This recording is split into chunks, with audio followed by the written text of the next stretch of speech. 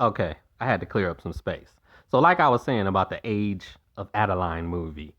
So she gets pulled over by the cops, right? The cop looking at her ID, and of course she's sitting in the car like, "Is there a problem, officer?" And he's just looking at her face because she looked like she 21, and he looking at her birthday, and he like, nah, I don't believe that shit. He was like, "This is what you gonna do: come to the police station tomorrow morning, and bring your birth certificate. Then I'll give you back your ID." And he was like, "Is that gonna be a problem?" And she's like, "No, not at all." Pull off, right? And knowing she knows she about to just leave town and never get her ID and just reinvent herself again. So it's like three different scenes in the movie where someone discovers that she's not aging and then she has to relocate. The third one, the FBI picked her up and like, you don't have a real address and we don't really have any real records on you, so we got some questions to ask you. She climbs in the back seat, gets through the trunk and escapes the FBI and runs away. Then she meets up with her daughter and tells her daughter, like, look, next time I see you, introduce me as your friend, not your mother.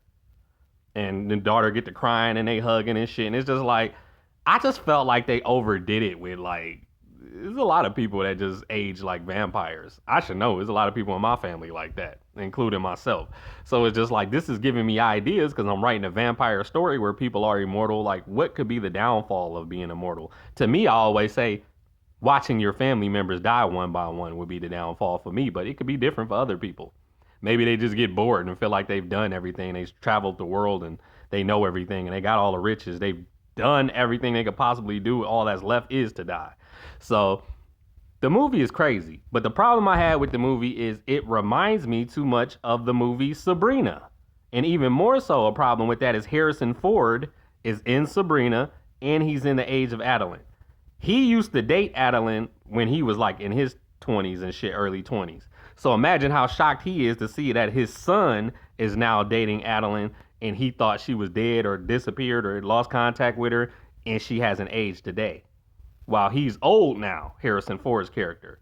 And of course, he's looking like, no, you need to give her to me, son, because I was dating her first. She could have been your mother. And then his son like, no, she don't look old to me, so even if she is your age, she still look young as fuck. I'm keeping her. So it's pretty much now the son and the father go fight with each other over Adeline, which is very similar to Sabrina. In Sabrina, Harrison Ford was fighting with his younger brother over Sabrina.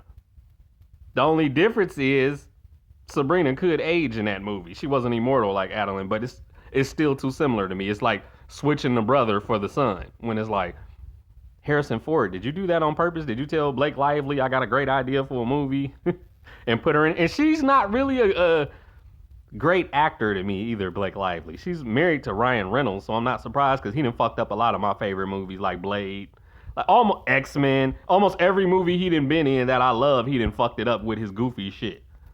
The only one I didn't care about is the Green Lantern. I'm like, I've never been a fan of Green Lantern. You can fuck them up as much as you want to.